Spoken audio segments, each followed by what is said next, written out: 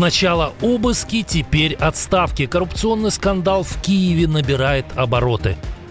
Новое громкое дело: в России хотели убить того, кому Путин доверял самые главные свои секреты. Задержанные дают показания.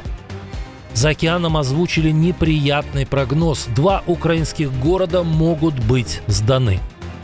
Страна НАТО потеряла десятки военных. Факт признан, имена погибших названы, причины нет. Дежурные улыбки и недружественные шаги. Казахстан сделал неприятный сюрприз Кремлю. Что пьют русские гуманоиды? Чудо-робота, еле стоявшего на ногах, подняли на смех. Об этих и других главных событиях вечера среды 12 ноября. Самые важные и срочные новости, эксклюзивные подробности. Вы смотрите информационный выпуск «Нехта». Оперативно о событиях в Украине, России, Беларуси и мире. Раньше и понятнее других. Все, что нужно знать сегодня.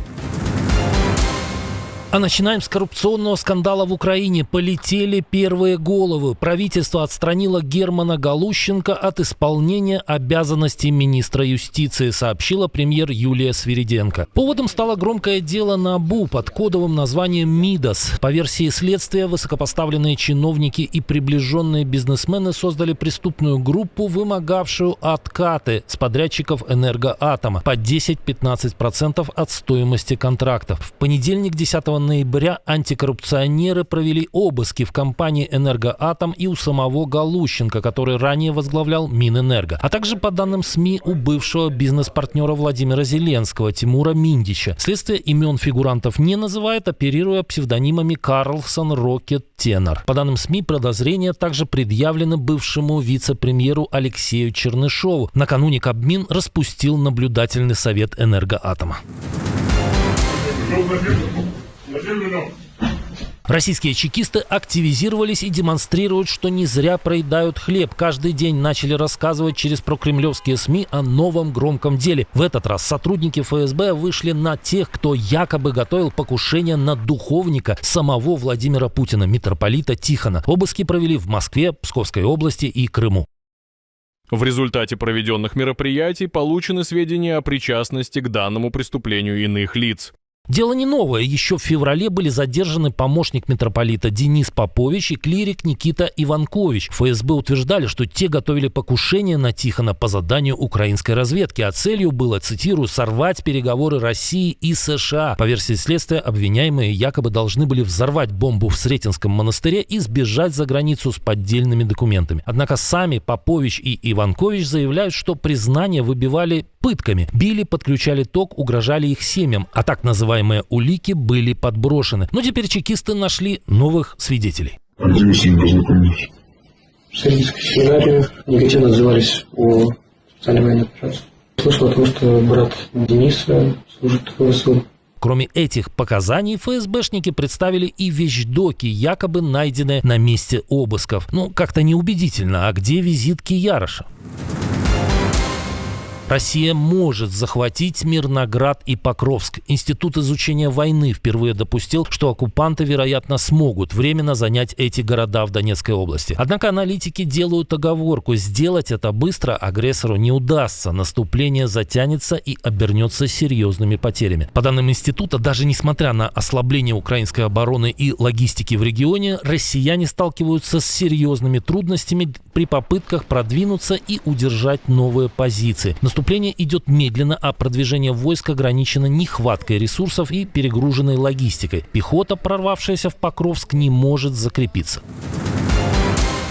Россия начала карать собственных вербовщиков. Тех, кто не смог выполнить план мобилизации, теперь отправляют воевать. Как сообщает Главное управление разведки Украины, в дальневосточных регионах РФ, где набор в армию проваливается, Кремль ввел новое дисциплинарное наказание. Не справился с планом — иди сам на передовую. По данным ГУР, сержантов и офицеров, отвечавших за вербовку, массово переводят в штурмовые подразделения. В Якутии уже 7 начальников рекрутинговых пунктов отправили на фронт. Их распределили по мотострелковым полкам 5-й, 35-й и 29-й армии. Средний недобор новобранцев в регионе достигает 40%.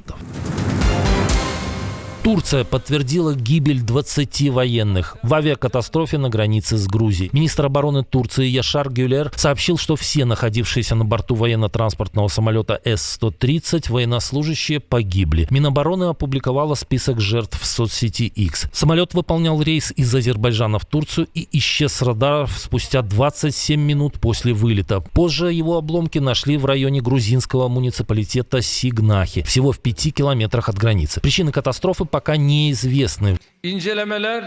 Черный ящик нашего самолета был найден, расследование началось. Мы обнаружили останки 19 наших погибших. Поиски останков продолжаются.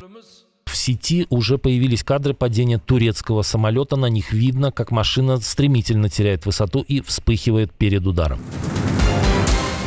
В России снова горит нефтехимический гигант. Ночью беспилотники атаковали завод «Ставролен» в Буденновске, одно из ключевых предприятий компании «Лукойл». Жители сообщали о мощных взрывах и столбах дыма над городом. Губернатор Ставропольского края Владимир Владимиров подтвердил атаку, заявив, что дроны были сбиты силами ПВО, а пожар вспыхнул из-за упавших обломков. По его словам, пострадавших нет, но в сети опубликованы видео с масштабным пламенем на территории предприятия. Это уже вторая атака на «Ставролен» за последние 2 недели. 29 октября завод также подвергся удару, после чего местные власти уверяли, что существенных повреждений нет. Предприятие является одним из основных производителей полиэтилена и полипропилена в России. Как утверждают украинские источники, завод также работает в интересах ВПК страны-агрессора.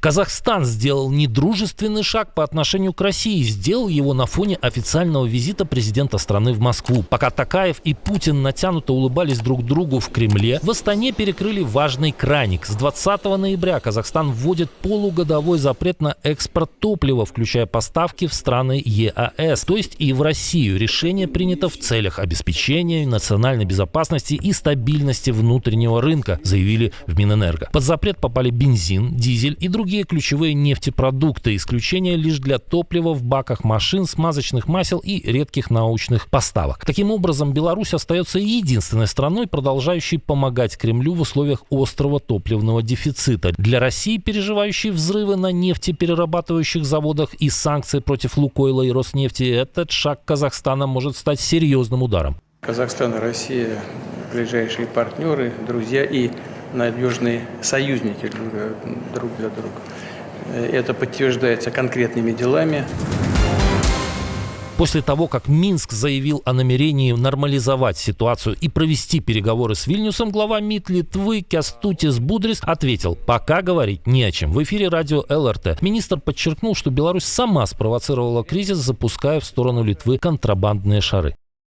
Лукашенко берет заложников и пытается превратить всю ситуацию в некое разногласие, якобы требующее переговоров. Это дезинформирующая новость для всех. Ведь суть в том, что начата гибридная атака. Как мы разрешим эту ситуацию? Когда Лукашенко перестанет нарушать наше воздушное сообщение, перестанет угрожать НАТО.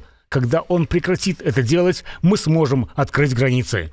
По словам министра, США уже осведомлены о ситуации и активно следят за развитием событий. Министр добавил, что Литва, как союзник Вашингтона и член НАТО, ни в одной категории с Беларусью и не намерена уступать в вопросах безопасности. Напомним, с 8 ноября переход Мядининкай полностью закрыт до конца месяца, за исключением отдельных категорий перевозок. Лукашенко в ответ де-факто захватил более 1000 фур литовских перевозчиков, требуя оплачивать их вынужденную стоянку. Огромные шары и дрон еще накануне продолжили мешать нормальной работе Вильнюсского аэропорта.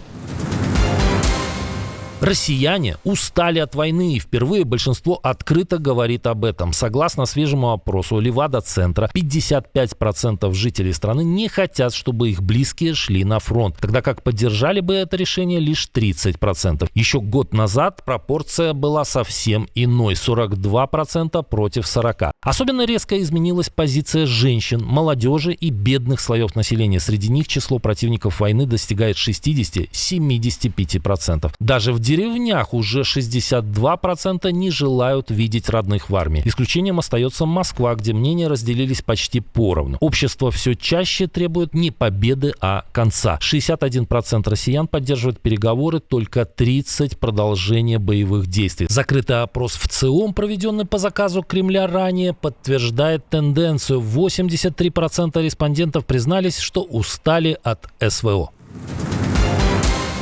Нет бурки, нет лечения. В Афганистане женщины больше не могут попасть даже в больницу, если их лицо не скрыто под паранджой. На западе страны, в Герате, талибы ввели новый запрет. Женщинам без полностью закрывающей тело одежды запрещено входить в государственные клиники, будь то пациентки, посетительницы или даже врачи. Пока неизвестно, распространится ли правило на другие регионы, но последствия уже очевидны. Тысячи афганок рискуют остаться без элементарной медицинской помощи. С момента возвращения к власти в 2021 году талибы последовательно стирают женщин из общественной жизни. Запретили им учиться, работать, путешествовать без сопровождения мужчины. Теперь лишают права на здоровье.